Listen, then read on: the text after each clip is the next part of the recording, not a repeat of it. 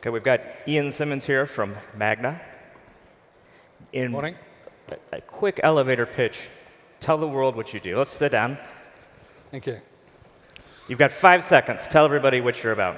We're the third largest automotive supplier, and we're dedicated to... Oh, we all know what Magna is, what you do particularly. Oh, sorry.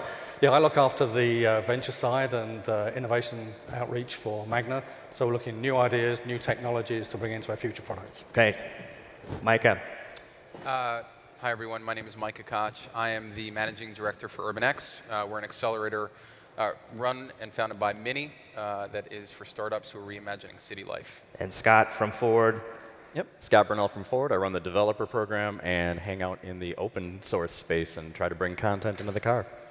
Okay, so I think this is kind of a remarkable time. I remember being in the Detroit airport about 5, 6, 7 years ago, and there's a very popular T-shirt there, Detroit versus everybody. And that was kind of the mindset for a generation in the auto industry, that if it wasn't made internally, it wasn't what really a company wanted, what an automaker wanted. But it's a sea change, right? This week is a pretty good example of that. General Motors making a pretty dramatic announcement yesterday, changing its business in a way that analysts probably say in the past it wouldn't have moved so quickly. Even today, we see a sensor maker on stage ahead of the LA Auto Show giving a big presentation, something we wouldn't have seen probably 20 years ago. How are you seeing the world differently now when you want to work with tech companies? Well, I think for Magna, as you say, there's been a huge change. The scale of technology development and the speed means the only way you can succeed is with partners. So we as a company have gone through a lot of outreach internationally, looking for new technologies to bring into the company to accelerate development to help our product portfolio. So you have no choice but to work externally. But you're not just looking at Mini, you're not looking for new LiDARs or new radars. You're looking for something broader than that. Yeah, which is really about the context of the city, of urban environments where most of our customers are. And the interesting thing about the Mini brand is that it really was a design response to a particular urban challenge. So the first Mini created by Sir Alecus Agonis during the first gas crisis in the late 1950s. And I think it's that same spirit of challenging the status quo, of empowering creative entrepreneurs and engineers to develop new solutions. And I think, to your point, traditional business models are evolving and in many cases under threat. And so I think there is this recognition that if we're going to get where we need to go, we're not going to get there alone. So engaging with the entrepreneurial community in really authentic and value-add ways is core to what we do. Scott, what about you? Yeah, evolution is the good word, right? I mean, the industry as a whole is over 100 years old. And then we start talking about technology and companies that have been around 100 days, 100 months, at the most, and they can move faster. They're more nimble. And then when you look at the behemoths in the technology industry even, they've got that ability to move and be nimble. And that's the evolution that our entire industry needs to work together with and learn from and take in as a partnership and then take in as a way of doing business as well. Otherwise, yeah, there's just going to be a completely different automobile industry. But what are the challenges that you see with software companies trying to get into the Ford ecosystem? The challenge is that we need to be able to do it and maintain a business. Because they're fast, because they're nimble, because they already have ecosystems that exist outside the vehicle, it's just an expansion for them. It's easy for any of those ecosystems to say, we've got a solution, we can get it into the vehicle on the cost side for much less than maybe some of your suppliers today are doing it for you. But in trade, we want that space, we want that drive time, we want that windshield time, we want that data, and it's easy for them to do that. It's hard for us to be able to compete with that, but that's where we sit today, and we've got to learn how to do that. Otherwise, we don't exist as the type of company or industry even that we are today. Is the OEM still concerned about letting outside software companies into the dashboard? We look at Google and its success it's had with Renault Nissan and its operating system. Is that the trend forward, or are we going to continue to see car makers say, hey, no, we need to own this space? It's a balance. It's really a balance because we've got to be able to say, we need that technology, we need that skill, and we need that type of content. But again, and I don't want to use the word control, but it's a value factor. As we change our business models throughout the entire industry, whether you're an OEM or a supplier, I was told we bend metal. Well, that isn't going to make us money in the future. So bending metal is kind of just a thing to do to get the vehicle out the door, and then we need to make money on it. So we need to have that technology, we need to have that software in the vehicle, but we need to be able to prove that it's of value to us as a company as well.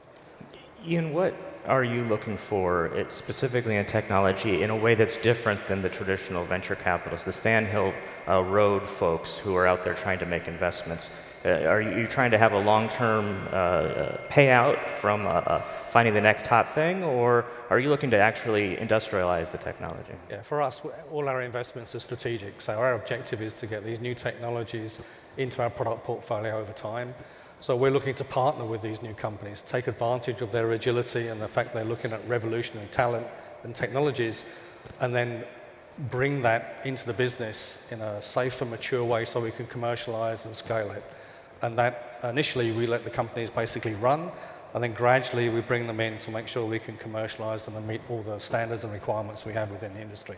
So for us, it's purely strategic. Is there reluctance? And you often hear about reluctance among some of these startups to take money from a corporate investor because then they're kind of captive to them. I think early on, if you're talking about the seed round, there's definitely a reluctance because they want this independence.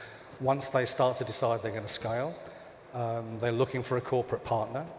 Typically, they have to have an avenue where they're going to work with multiples because in order to get the benefit of scale for cost, you need to work with multiple partners. But the reality of what it takes to launch a product in the automotive industry and all the barriers and requirements and specs you have to meet, you can only do it with a tier one partner. I would say it's almost impossible to get there on your own. Yeah. You have a lot of investments, you meet with a lot of young teams. What's the common mistake they make in dealing with a tier one? Underestimating the automotive industry and what it takes to get there. So I think for us, the most important thing is the quality of the people, the team. The technology is there, but really it's the people that can get you there. But you really have to help adjust their mindset into what it actually takes to deliver within the automotive environment, because it's a significant challenge. But there has to be some kind of give and take there. In part, you want one of these startups because they're agile and they can move quickly, but here you're marrying them to an organization that perhaps doesn't move as quickly. What kind of tensions do you run into? You're quite right. I mean, from our point of view, the temptation to come in and overwhelm a startup and destroy what you invested is there, and you have to avoid that. You have to allow the startup to continue to be successful at why you invested in them. But there are certain realities in being a supplier that they have to be aware of. And in Magna's case, we use our resources to supplement that, not to burden them with it. And there are certain review processes to make sure they're not going in a direction that compromises their ability to scale. So it's a partnership and a mutual understanding. What about you, Mike? You're dealing with companies that perhaps maybe aren't accustomed at all to the automotive world and trying to bring them into the fold. What is that incubation process like? Yeah, so I'll tell you a story about a startup called LunaWave, which was part of cohort 3 in our program. It's a spin out of the University of Arizona, doing some really interesting things with 3D printed Lunenburg lens radar for autonomous vehicles. So that company really needed help with a couple things. Number one, it really needed help understanding kind of what their business model was actually going to be, how all the different components of their business model were going to work. They needed help with product development. And so the value add in connecting them with engineers and designers from Munich, super valuable for them. And then, they really needed help with understanding and getting into the automotive supply chain. So I think within the BMW group, we understand that there's no silver bullet for this. So there is an initiative called BMW Startup Garage, which essentially is a venture client program to help startups like LunaWave match with the right kinds of radar engineers and others who will actually buy that proof of concept, help get them a supplier ID, introduce them to other tier 1 suppliers. Then there's iVentures, which is the corporate venture arm. Tends to be a little bit later stage and things that are kind of very much core to the business. And then there's also an initiative out of financial services specifically focused on innovation around fintech and insurance. And so I think, thinking through the entire ecosystem and realizing that there's not one single approach, because you have to kind of meet companies where they are and engage again in authentic ways that are going to add value is one of the guiding principles that we have within the group. Scott, what is, from your experience, one of the biggest mistakes that the OEM makes with one of these kind of fresh companies? Smothering them, Yeah. to be perfectly honest. Again, as everybody's said, the two industries between technology and automotive, there's a lot of disparate work ethic. There's a lot of disparate history of let's fail fast and let's figure it out, right? And we come from the world of no, we have to make sure that it's safe before it ever rolls off the assembly line, otherwise people could die. And so trying to be able to marry that, unfortunately the OEMs and suppliers and anybody in this industry can't see past the ability to fail, right? So we've got to be able to see past that ability to fail and allow failure in the R&D sector and in the learning process to be able to kick out that product that's going to be good at the end. And that foresight is just now starting to pop up around the industry, I think. Yeah, I think Scott brings up a good point with the question of failure. To do that in the R&D world and you learn by failure in terms of the startup world, we're okay with that. When you get into the advanced product side, not such a good thing. What about in the incubator stage? That's a great place to fail. Yeah, I mean, I think there's room for a lot of experimentation, right? Like big companies are really good at executing on a given business model. It is, this model of cars, we're going to kind of tweak this model and we're going to roll it out. And we have the existing model, where we sell to wholesalers and then they sell to customers. And like, that model works really, really well. And so big companies execute. Startups search, and startups are currently searching for new, scalable, repeatable business models. So the goal is to help them get to product market fit. I think in many cases, like the product is secondary. It is fundamentally like, are you solving a real customer pain point? Because startups cannot sell vitamins, they have to sell painkillers. So it is, are you solving a real problem? Is that problem big enough that there's a real viable business opportunity there? And then again, what is the model by which you're going to scale? And what kind of partners do you need? What are those relationships, right? And who are the right kind of investors to back you, where it's a check plus. So I think helping them kind of figure that out, but also exposing, I mean, there's a cultural element here as well. Which is to say, we have a lot of bootstrap teams. We have teams who are very, very early stage, but who are doing incredible things and who are in multiple cities with their solutions. And so, being able to kind of expose some of that thinking to folks within the larger group has, I think, a multiplier effect in terms of the kind of cultural relevancy and ways to kind of build relationships within the group to foster that kind of thinking. Let me put you on the spot here. For 100 years, car companies, essentially, their business has been making cars and selling them to car dealerships. Now we're talking about all new business models for mobility. As a tier one, where do you fit into that future world? Is your future supplying components and assembly pieces for car companies, or you have a whole new list of clients out there that... Mobility as a service, we think, is going to drive a lot of new end customers to Magna. So we can scale technology universally. So with all these new different mobility and transportation products on the horizon, we're ideally placed. However, scaling at an affordable rate is an issue for all these separate companies. So platform engineering, having scalable technologies that can be used across multiple customers is probably the way it's going to go over time.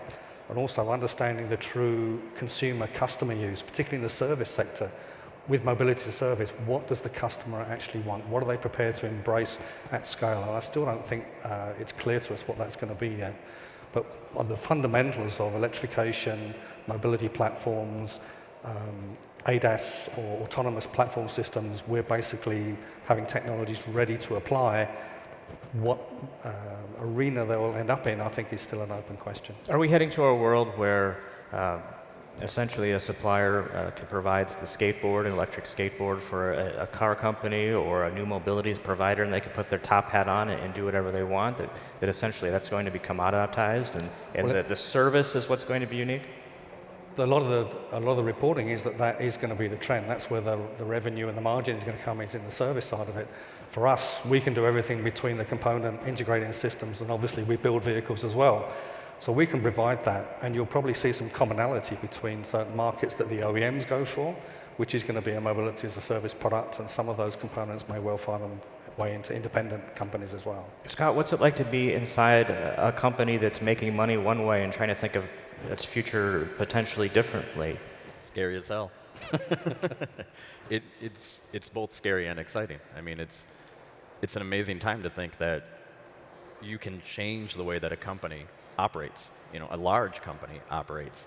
But at the same time, the reality is for us and for any other company that has a scale of 200,000 employees, it's not easy to turn that ship. So you've really got to find the right champions, and you've got to find the right people who believe and can push it through. And I think there's a lot of internal lessons. Like Micah was saying, the ability to work with startups. We've all got these groups in our companies now that are basically working as startups. So they're learning from the inside. We're learning from the inside what it takes to be able to operate with external companies by cutting our teeth with working with these internal teams and these internal, companies that are trying to make that change and that are pushing that change. So it's scary, but it's a good scary. I think to Scott's point, another thing that we're doing within Magna is you have to look at disrupting yourself, because if you don't, someone is. And the world's changing quickly, so we're continually looking at, okay, where could the disruption come from to our business, particularly in the service side. So you have to inwardly look, what's the impact, what do you need to do to respond? I think, for the last generation or so, I think an OEM has looked at the ecosystem of the car and say, I need to own all of this. And there's been real concern about letting outsiders in. Is that fear going away, or is there still kind of this tension of saying, hey, we don't want to have a Google in here, we don't want to have an Amazon in here? I think initially there were some fears, but I think in terms of the speed of innovation out there, there's an acceptance that they have to partner. And generally with the OEMs and the partnership with the tier ones, we have to innovate and evolve our technologies in a faster pace than ever. And the expectation is that we're going to take that to the OEMs. And I'm sure from traditional and non-traditional partners, the OEMs are going to embrace that technology as their way of moving forward into the future. So, I was just going to say, I think to that point, it's been really interesting to see Ford's acquisition of Spin. We talked a little bit about mobility as a service. That notion of thinking about, what is the future of these of short trips, particularly in dense urban environments. I think it creates new conditions to kind of change some of that thinking. And I think there is this recognition amongst, it's not only in the automotive industry, but I think you see this kind of across large enterprises, particularly here in the US, how do we capture some of the startup pixie dust? And so that's going to be a mix of, different kinds of initiative, whether those are accelerators or incubators or corporate venture funds. I do think that you look at the data and the amount of corporate venture money that has gone earlier and earlier stage. It would be unheard of a decade ago to think that a large company is going to write a check for less than $1 million, and that's happening all the time now. So I think we've seen big corporates kind of push earlier and earlier, startups exiting also earlier and earlier, and for multiples that again were unheard of just 5 years ago. And it's true, there is more money, but one of the common complaints that I hear in the Valley is that these big corporate funds don't move quick enough, that there's a big process to go through, that it has to go up the chain, and eventually these companies say, hey, I just got to go with somebody else because, hey, I really like this big name, this brand name, I could see the potential that you're talking about, but I need to move. Yeah. And that's, how do you address that internally? So that was absolutely one of the kind of driving factors behind the reorganization of BMW I Ventures and the launch of their new fund was to provide them the autonomy to move quickly without having to go for board approval for every single investment that they were going to make. So yeah, absolutely, that speed to be able to pull the trigger, I think is required if you're going to compete for the best deal flow. At the end of the day, what is winning here? What are we talking about? What is the end game for this technology? Do you have any sense of what the future is? Yeah, from Magna's point of view, we're a product manufacturer. We clearly want to have a product portfolio that's attractive to our customers and is helping our customers grow their business, whether it's service or product orientated, consumer or other markets. So for us, we're trying to look under the horizon, should we invest in, what technology should we develop to make sure we're meeting all those future needs. And in some cases, we take something really avant-garde to a customer that we've come across and saying, hey, this could put you in a leadership position. Do you want to part with this as we move forward? So we're trying to be as proactive as we can. What about you down there at the end? What is winning? Good stock price. Yeah. I mean, ultimately, right, it's not about, in reference to the question, it's not about the technology. The technology is the thing that makes the vehicle move. It's the thing that people do when they're in the vehicle. It's the thing that brings the vehicle or the skateboard or the bike to you or gets it, where you're going. The technology is like the LADOT, and the moves that they're making for being able to tell all the way down to, every piece of curb space in there. So the end game is we want to stay in business and we want to be profitable. And the technology is what's going to get us there. We're on stage here talking about these two worlds, tech and autos, and how they're working together. But there is a third component to this kind of future, right? This is kind of the new role of the cities in a lot of this. We've already seen in New York, GM's efforts to roll out Cruise there have been delayed because of concerns by the city. We've seen efforts in other major cities throwing up some red flags. So, hey, we've got some concerns, or we want to make sure this is done in a certain way. What do you see the role in the city, the city hall, the mayor in these sorts of situations? Because in a lot of ways, for the last 100 years, the automakers have been at the federal level, national level, global, trying to make a global product, and not had to get down into the grassroots kind of campaigns that we might see. Yeah, we study the cities, and all of them produce long-term plans, whether it's Paris, London, New York, and others. And you see a trend going out to 2040 where significant increases in pedestrianisation, banning of certain diesel standards completely, no single-use vehicles are going to be multi-user.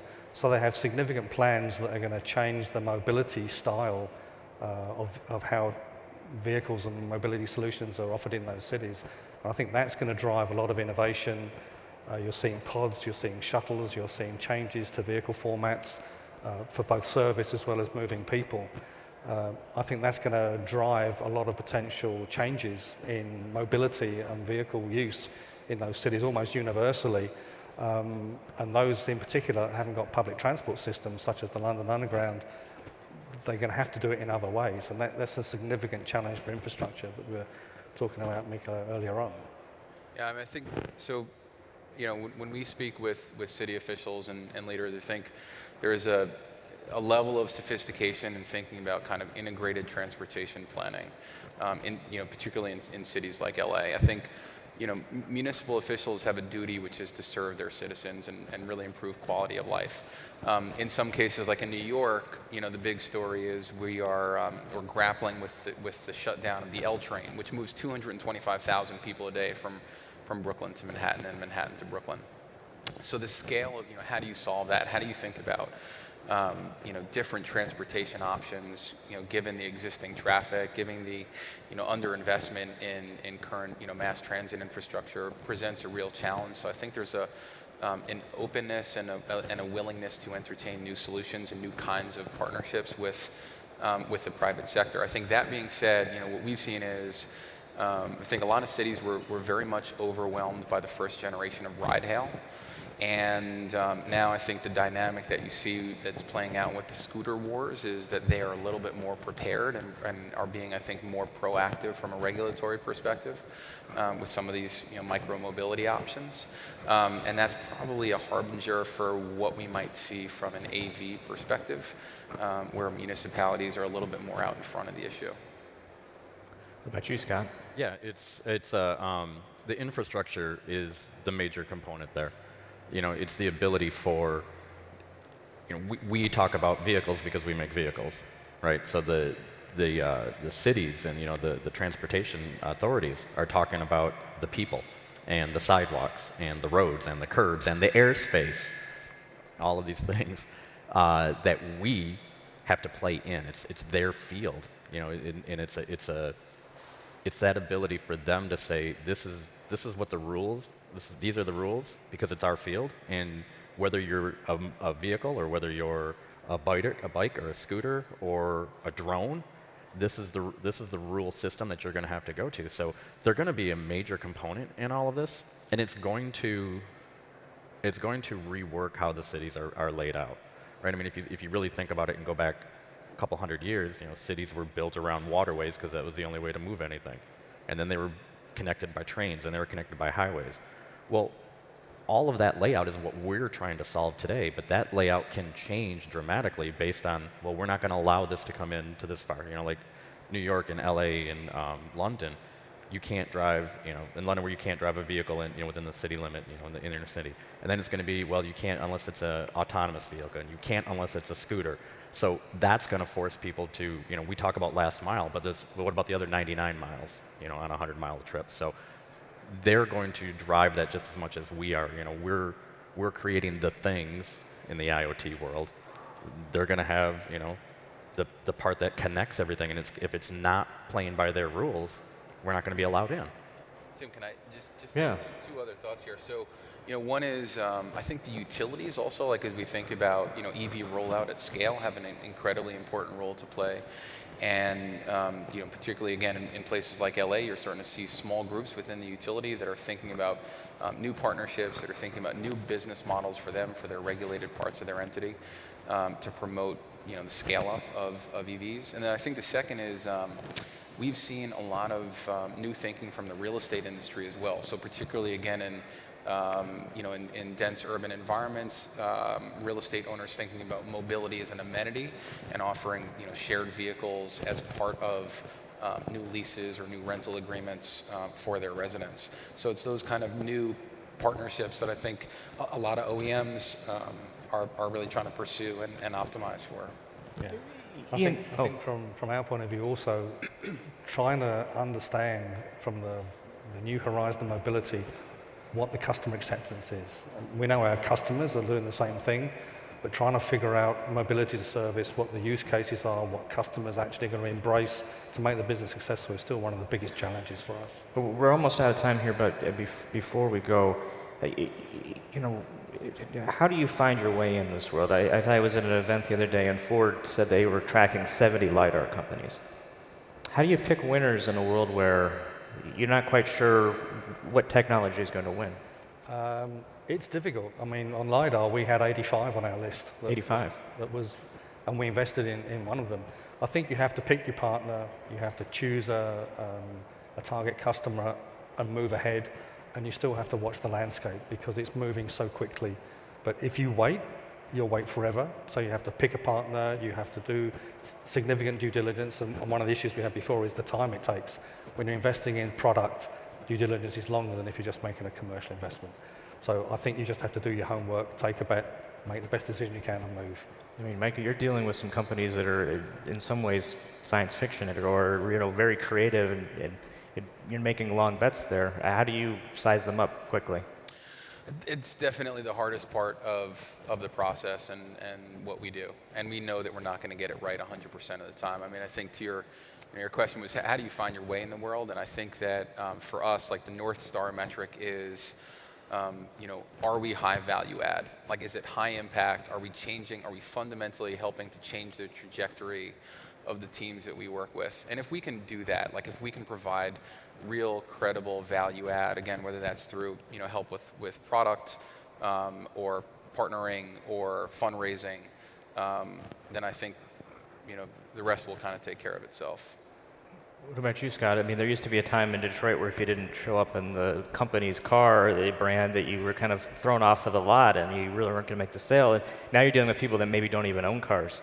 How do you quickly size up these software companies? It's about knowing your limits and knowing your strengths and weaknesses. I think it's the truth factor of that, right? Not the we did it before, or we think we know. No, really look in the mirror, understand who you are as a company, understand your strengths, understand your weaknesses, and augment those weaknesses with others that have those strengths. And that's the only way we can do it. And I'm not picking on your company in particular, but old-time companies, old-time industries have a hard time saying we can do it a new way. How do you have that conversation internally and say we have to go outside? I usually jump up on the table and start screaming it, to be perfectly honest. That's the key. That's the secret to all of this. Well, I just want to thank you all for coming, and thank you all for listening. Appreciate it.